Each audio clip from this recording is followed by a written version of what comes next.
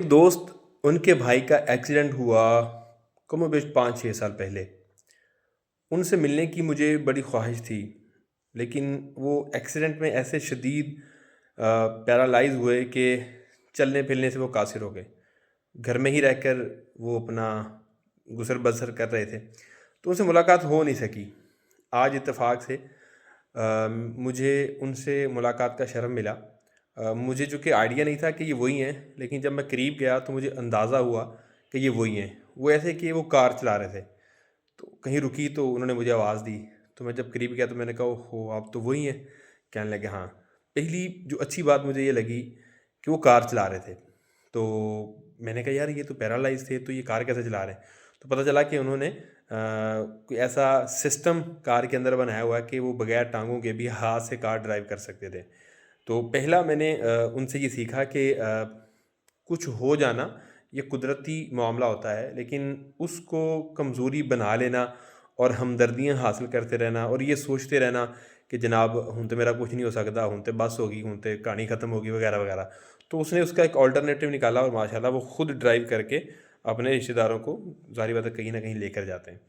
उनसे जो एक बात मैंने सीखी या पूछी मैंने कहा कि आप अपने आप को कैसे मोटिवेट करते हैं या अपने आप को इस हालत में आप क्या कहते हैं?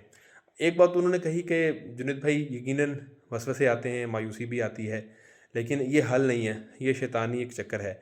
लेकिन जो उन्होंने बात की ना वो मेरे बड़े दिल को लगी और इसी से शायद मैंने वीडियो बनाने का मेरे ज़हन में ख़्याल आया। क्या लगे कि मुझे मेरे भाई ने कहा था कि आप ना इल्म दीन हासिल कर लो। तो मैं सारी ज़िंदगी ईंट उठाकर भी रखने नहीं दूँगा मैं। खाने खाते-पीते घराने के वो अफ़राद हैं। तो कहने लगा, मैंने उनकी बात नहीं मानी और फिर जब आप दीन के करीब होते हैं तो फिर दुनिया से दूर होते हैं। और जब दुनिया के करीब होते हैं फिर दीन से दूर होते हैं। तो उन्होंने कहा कि हुआ कुछ ऐसे मेरे साथ कि मैंने उस क्या कहते हैं अपॉर्च्युनिटी को अवेल नहीं किया, तो मैं दुनिया के कामों में मगन हो गया।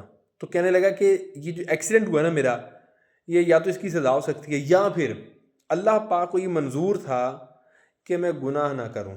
मैं टिक के कहीं बैठ जाऊँ, मैं रुक जाऊँ और मेरी आखिरत ख़राब ना हो। ये जब मैंने बात सुनी ना तो एक वजद टाइप कैफ़ियत पैदा हुई कि यार क्या पॉज़िटिव बात की उस भाई ने कि अल्लाह पाक ने जो चाहा वही हुआ और मेरे हक़ में बेहतर यही था कि अल्लाह ना करे अगर मैं ठीक होता तो शायद मैं बहुत बड़े गुनाहों में मुलव्वस हो जाता। लेकिन जो एक्सीडेंट होना था, ये मेरे लिए कहीं न कहीं मेरे लिए बेनिफिशियल साबित हुआ। तो इससे सीखने को ये मिला कि अगर कुछ हो जाता है तो अब फिर उसको लेकर बैठे ना रहे बंदा। हाय मैंने इंज हो गया, हाय मैंने इंज हो गया, हुण मेरा की बनेगा, हुण तो मेरा कुछ भी नहीं रहा, हुण तो मैं जनाब गुज़र गया, मेरा तो हुण पत्ता कटिया गया या अब तो मैं किसी काम का नहीं रहा वगैरह। इस तरह करने से मेरा नहीं ख्याल कोई बेहतरी आएगी, मेरा नहीं ख्याल कोई तरक्की आएगी, मेरा नहीं ख्याल कोई पॉज़िटिविटी आएगी, मेरा नहीं ख्याल कोई मुस्बत हालात पैदा होंगे। क्योंकि कहा जाता है कि परेशानियाँ हालात से नहीं ख़यालात से पैदा होती है। तो ये ख़यालात कि जनाब हुण मेरी कहानी ख़त्म होगी, ये दुरुस्त नहीं।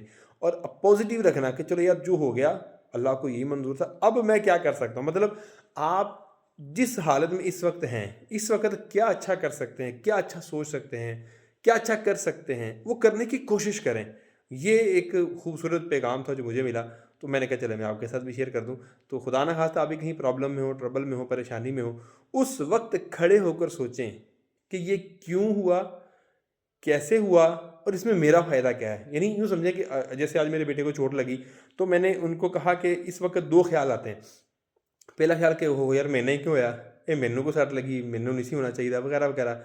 और दूसरा होता है कि अगर इस सिचुएशन में कोई पॉज़िटिव बात क्रिएट कर सकता हूँ, तलाश कर सकता हूँ, कुरेद कर निकाल सकता हूँ, तो वो क्या? तो फिर उसने कहा कि शुक्र है पापा मुझे कोई बड़ी चोट नहीं लगी। मैंने जानबूझ के ये सवाल उसके आगे रखा कि ज़हन उसका पॉज़िटिविटी की तरफ आए। अल्लाह का शुक्र है कोई मज़ीद बड़ी चोट नहीं लगी, मज़ीद कोई नुकसान हो सकता वो नहीं हुआ। मैं कहीं और जाता, वहाँ कोई और मसला बनता, वो नहीं हुआ। और भी 2-4 उसने बातें की, मुझे अच्छा लगा सुन के।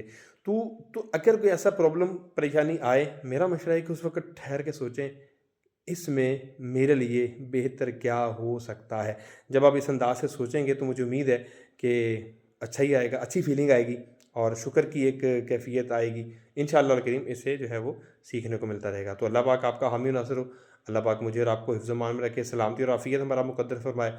खुदा ना ख़ास्ता कहीं-कहीं ट्रबल में आ जाएँ तो पॉज़िटिविटी, शुक्र के साथ उस टाइम को गुज़ारें कि हर वक़्त गुज़र जाता है, अच्छा हो या बुरा। अल्लाह पाक अपने हिफ्ज़-ओ-मान में मुझे और आपको रखे।